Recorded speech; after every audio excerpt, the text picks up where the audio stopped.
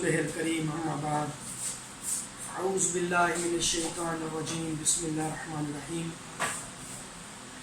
عزیز طلباء و طالبات السلام علیکم. میں ذیشان کمال اردو کے لیکچر کے ساتھ حاضر ہوں. بچوں سال دوم کا لیکچر ہے اور خواجہ میر درب کی پہلی غزل کا آج ہم چھٹا شعر کریں گے.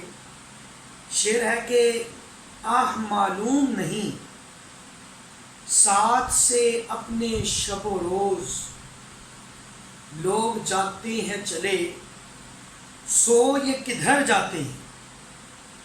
اب بچوں پہلے اس شعر کو سمجھیے گا کہ لفظ آہ استعمال کیا. لفظ آہ یہ افسوس کی علامت ہے، تو شاعر نے افسوس کا اظہار کیا ہے.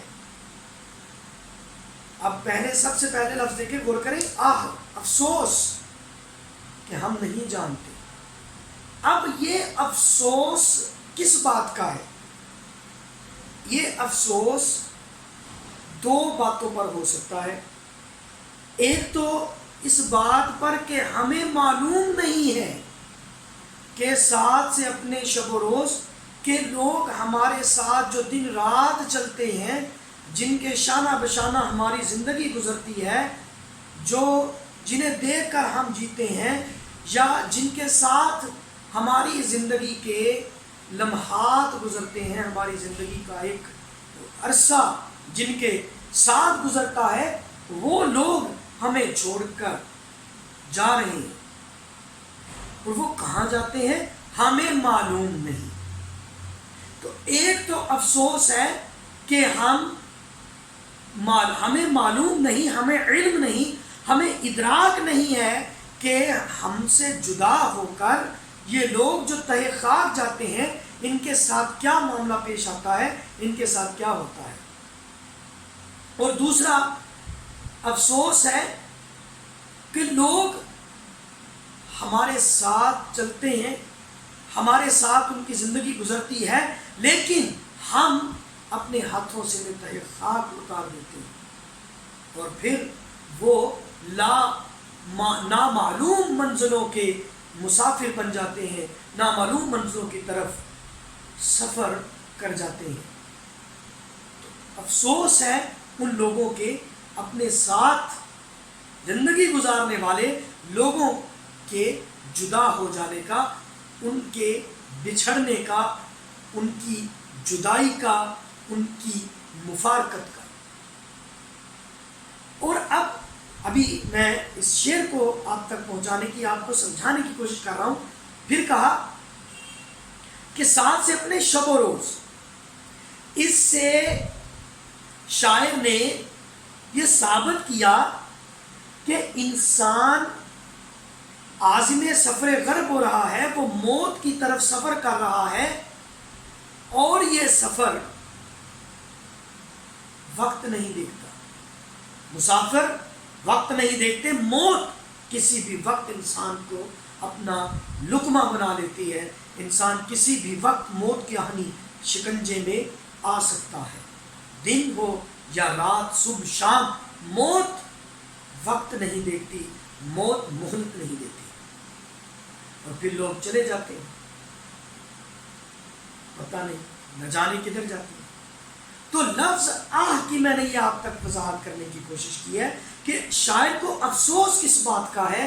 تو میں نے یہ دو باتیں آپ تک پہنچائی ہیں کہ شاعر کو کس بات کا افسوس ہے. اب غور کرنا کہ شاعر کا انداز استفہامیہ ہے. شاعر نے ایک سوال کیا کہ لوگ جاتے ہیں چلے سو یہ کدھر جاتے ہیں. تو اسے کہتے ہیں تجاہل عارفانہ، یعنی علم ہے کہ مرنے کے بعد لوگ کہاں جاتے ہیں، پھر بھی انہوں نے سوال کیا. تجاہل عارفانہ کیا ہے؟ کہ کسی بات کا علم ہونے کے باوجود سوال کرنا، استفسار کرنا، استفہامیہ انداز میں گفتگو کرنا، ایسی بات یا ایسی حقیقت کے متعلق جس کے بارے میں علم بھی ہو. جیسے مرنے کے بعد کیا ہوتا ہے، موت کیا چیز ہے، اس کے بارے میں شاعر جانتا ہے لیکن پھر بھی اس نے سوالی انداز اختیار کیا، استفہامی انداز اختیار کیا، اسے کہتے ہیں تجاہل عارفانہ۔ اور اس شعر میں بچوں صنعت تضاد کا استعمال ہوا ہے، شب و روز۔ شب اور روز یہ متضاد الفاظ ہیں، تو دونوں الفاظ ایک دوسرے کے متضاد جوڑے ہیں، لہٰذا یہ صنعت تضاد ایجابی ہے۔ تو شاعر نے بڑی خوبصورتی سے اس شعر میں فلسفہ حیات و ممات کی حقیقت بیان کی ہے اور انسانی فطرت اور اس کے تحیر کو بیان کیا ہے۔ اب دیکھیں کہ ہر انسان شروع سے اول دن سے زندگی اور موت پہ بحث کرتا آیا ہے۔ اس پر بہت سے مفسرین نے، بہت سے دانشوروں نے اپنی رائے کا اظہار کیا، اپنے خیالات کا اظہار کیا کہ زندگی کیا ہے، موت کیا ہے، موت کی حقیقت کیا ہے، فلسفہ حیات و ممات کی حقیقت کیا ہے، مرنے کے بعد انسان کہاں جاتا ہے، کن مرحلوں سے گزرتا ہے، اس کے ساتھ کیا ہوتا ہے۔ اس پر ہر دور میں بحث ہوتی آئی ہے، لیکن یہ زندگی اور موت کا لا ینحل مسئلہ لوگوں سے حل نہ ہو سکا۔ زندگی اور موت کیا ہے، یا فلسفہ حیات و ممات کیا ہے، اس کی حقیقت وہی ہے جس سے پردہ اٹھایا اللہ تبارک و تعالیٰ نے، انبیاء کرام نے ہمیں بتایا کہ انسان کی زندگی کیا ہے اور وہ کیسے گزرنی چاہیے، انسان کس لیے آیا ہے، وہ اللہ تبارک و تعالیٰ کی رضا اور اس کی خوشی حاصل کرنے کے لیے آیا ہے۔ وہ اللہ کی رضا کیسے حاصل کر سکتا ہے، وہ اس کی خوشنودی کیسے پا سکتا ہے، اور مرنا کیا ہے، موت کیا ہے، مرنے کے بعد انسان کے ساتھ کیا ہوتا ہے، وہ کن مرحلوں سے گزرتا ہے، اس کے بارے میں انبیاء کرام نے ہمیں بتا دیا ہے کہ انسان مرنے کے بعد عالم برزخ میں جاتا ہے اور پھر وہاں سے وہ عالم آخرت میں جائے گا، وہاں سے اس کی زندگی کے متعلق اس سے سوال کیا جائے گا، ثواب و گناہ کا حساب ہوگا، پھر جزا و سزا کا فیصلہ ہوگا۔ تو انسان کو انبیاء کرام نے بتا دیا ہے، سمجھا دیا ہے، لیکن پھر بھی انسان کی یہ فطرت ہے کہ وہ حیرت اور تحیر میں مبتلا رہتا ہے۔ انسان کا تجسس فطرتی ہے، یہ فطری تجسس ہے اس کے اندر کہ وہ دیکھ کر کسی چیز کو دیکھ کر اس پر یقین کرتا ہے۔ اب انسان کو ہمیں یقین ہے موت پر اور موت کے بعد کیا ہوتا ہے، لیکن ہماری فطرت ہے کہ یقین بھی ہو تو ہم دیکھ کر یقین سے عین الیقین اور پھر عین الیقین سے حق الیقین تک رسائی حاصل کرتے ہیں۔ تو اس لیے شاعر نے انسان کی اسی فطرت اور تحیر کا اظہار کرتے ہوئے کہا کہ افسوس ہے کہ ہمارے ساتھ زندگی گزارنے والے، شب و روز ہمارے ساتھ چلنے والے لوگ ہم سے جدا ہو جاتے ہیں، مرنے کے بعد نہ جانے کہاں جاتے ہیں، ان کے ساتھ کیا ہوتا ہے، وہ کن مرحلوں سے گزرتے ہیں۔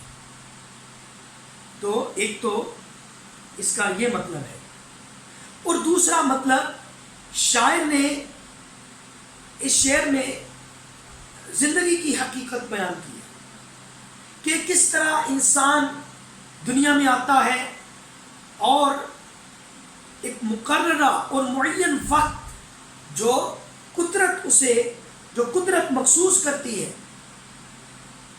معین وقت، مقررہ وقت، وہ گزارنے کے بعد اس دنیا سے، اس عالم فانی سے رخصت ہو جاتا ہے۔ اسے جہان آب و گل کی، عالم رنگ و بو کی تمام تر رنگینیاں غنائیاں چھوڑنا پڑتی ہیں اور سب کو چھوڑ کر اس کو غرب کی طرف سفر کرنا پڑتا ہے، اسے برزخ اور آخرت کی طرف عازم سفر ہونا پڑتا ہے۔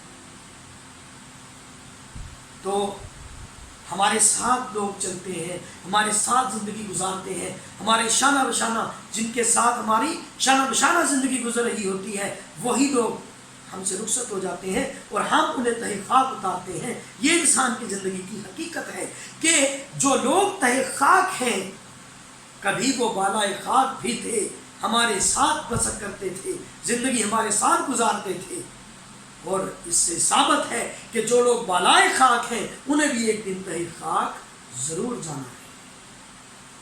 تو بچوں، یہ ہے زندگی کی حقیقت انسان کی، کہ انسان کو مرنا ہے، فنا ہو جانا ہے، ختم ہو جانا ہے۔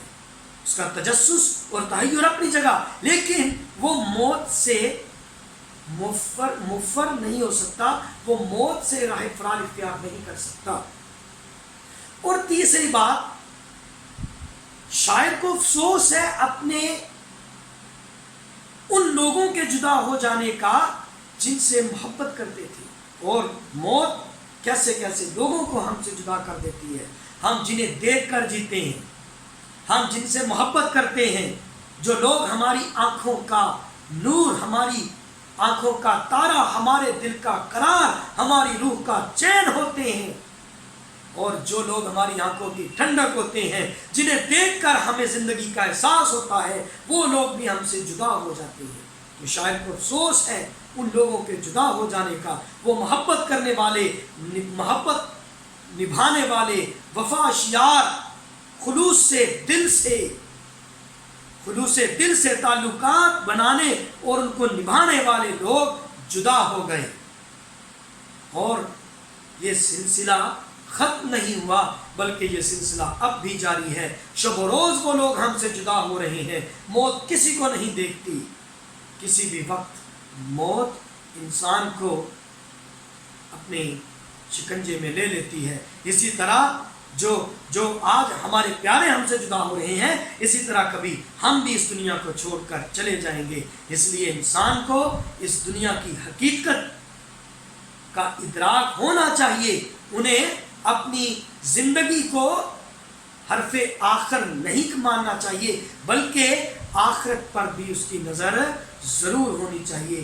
یہ فلسفہ ہے، آپ غور کریں۔ ایک تو اس میں فلسفہ ہے حیات و ممات کی حقیقت، پھر انسانی فطرت اور اس کا تحیر بیان کیا ہے، اور افسوس کیا ہے تجاہل عارفانہ کے ذریعے کہ لوگ کہاں چلے جاتے ہیں، مرنے کے بعد وہ کہاں سے گزرتے ہیں، ہمیں ان کی کوئی خبر نہیں۔ پھر موت کی حقیقت بیان کی ہے کہ سب کو مرنا ہے، اور پھر اظہار افسوس کیا ہے عظیم خلوص رکھنے والے، وفا نبھانے والے، محبت شیار لوگوں کے جدا ہو جانے، ان کے اس دنیا سے رخصت ہو جانے۔ تو بچے اس میں شعر دیکھیں کہ درد معلوم ہے یہ لوگ سب کس طرف سے آئے تھے کدھر چلے۔ اور شعر ہے، نہ سمجھا آج تک کوئی کہ انسان کہاں جاتا ہے، نہ سمجھا آج تک کوئی کہ انسان کہاں جاتا ہے، آتا ہے کہاں سے۔ یہ حضرت اقبال رحمۃ اللہ علیہ کا شعر ہے۔ اور بچوں اگلا شعر ہے کہ خرد مندوں سے کیا پوچھوں کہ میری ابتدا کیا ہے، خرد مندوں سے کیا پوچھوں کہ میری ابتدا کیا ہے، کہ میں اس فکر میں رہتا ہوں میری انتہا کیا ہے۔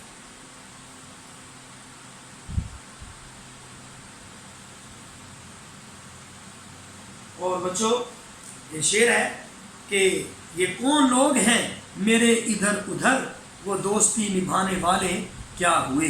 تو بچوں ایک شعر ہے، درد معلوم ہے یہ لوگ سب کس طرف سے آئے تھے کدھر چلے۔ درد معلوم ہے، یہاں پہ کچھ آئے گا، درد کچھ معلوم ہے یہ لوگ سب کس طرف سے آئے تھے کدھر چلے۔ اور بچوں شعر ہے کہ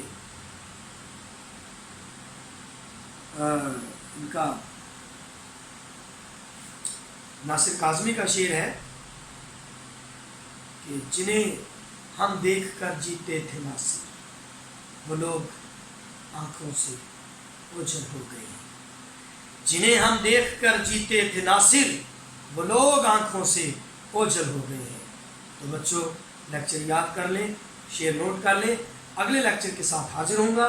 جب تک کی اجازت چاہتا ہوں، اللہ ناصر خدا۔